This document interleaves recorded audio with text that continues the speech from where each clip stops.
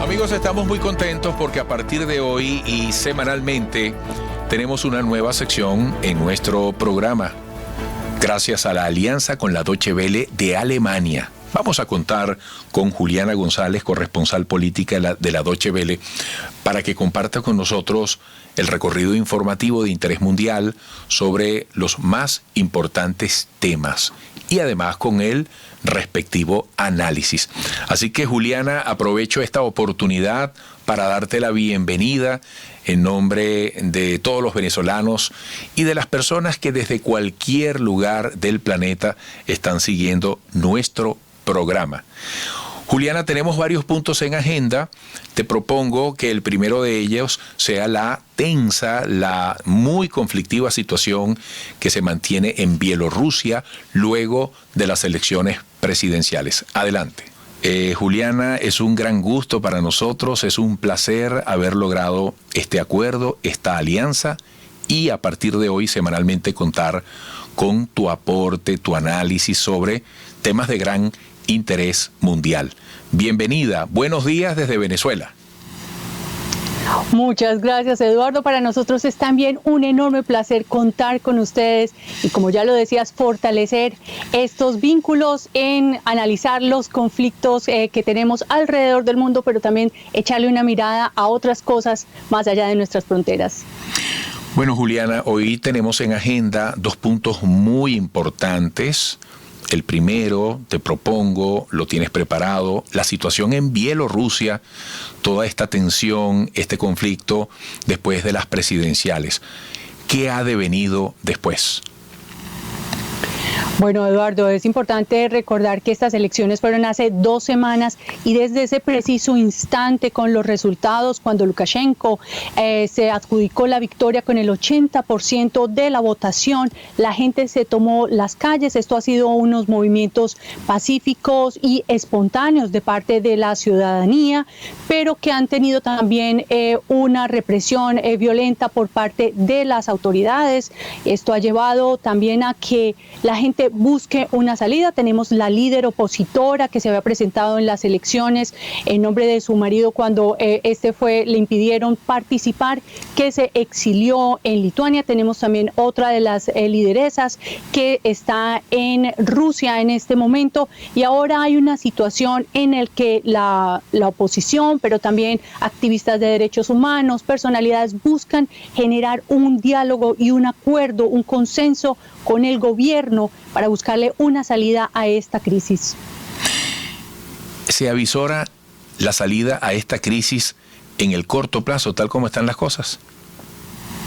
Bueno, es una situación complicada y realmente de un equilibrio muy frágil, Eduardo, y esto tiene que ver también con que la situación interna de Bielorrusia, donde es un país muy prorruso, se quiere también instrumentalizar frente a unos posibles apoyos orquestados por el llamado Occidente, es decir, por la Organización del Atlántico Norte, por la Unión Europea, y es por esto que la Unión Europea, por ejemplo, tomó justamente en el día de ayer una posición muy clara y casi que por primera vez de manera unánime en materia de política exterior, y es el de respetar el fuero del país, impedir, eso sí, el reconocimiento de la elección de Lukashenko. Esto puede hacer una presión para la salida de Lukashenko, pero al mismo tiempo manteniendo un perfil bajo, si se quiere, manteniéndose al margen, porque lo último que se necesita es que en esta situación interna se convierta en un problema geopolítico entre los ejes de Occidente y de Oriente representado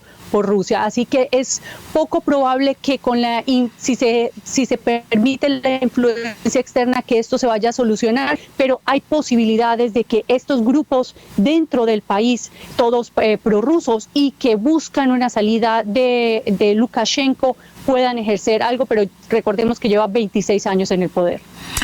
Así es.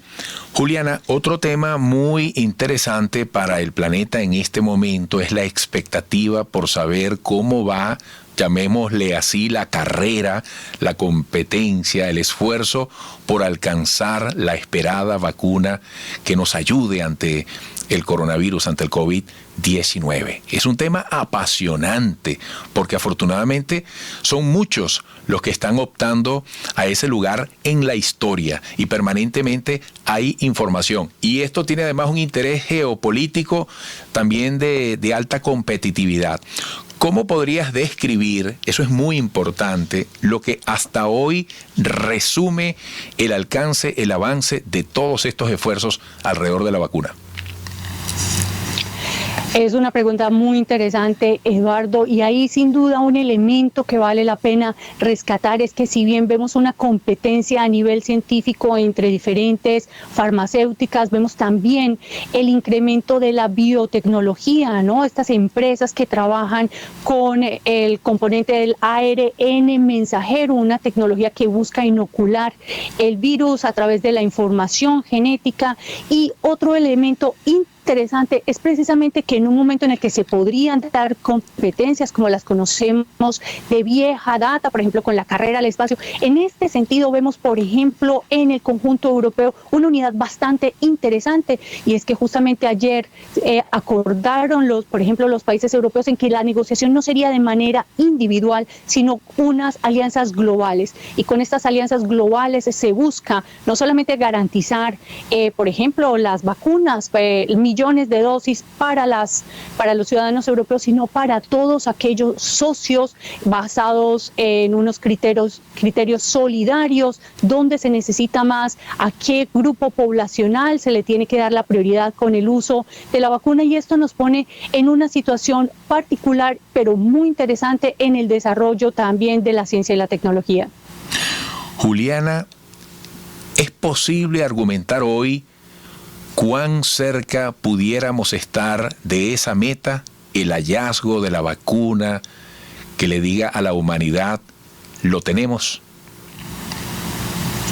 Bueno, de las múltiples candidatas, Eduardo, que hay en esa carrera, sin duda hay 3 o 4 que son punteras, que empiezan la fase 3 de esos estudios clínicos, la fase quizá más importante porque es en la que se puede ver también en ese grupo de población de riesgo cuáles son los efectos colaterales de estas vacunas. Lo que conocemos hasta el momento es que en el primer trimestre del 2021 saldrían al mercado una o más de esas vacunas. ¿Cuál? No se sabe a ciencia cierta, pero hay varias candidatas como la de AstraZeneca, por ejemplo, que desarrolla con la Universidad de Oxford, o CureVac, que es una alemana que trabaja con Pfizer, pero también BioNTech, y una de una compañía china, que son como las más avanzadas en esa carrera. Pero sin lugar a dudas, para que esa vacuna sea realmente efectiva, no se trata de quién la patente primero o quién la saque al mercado, sino cuál es realmente eficaz y cuál es segura para la población, porque son millones de dosis las que necesitaremos alrededor del mundo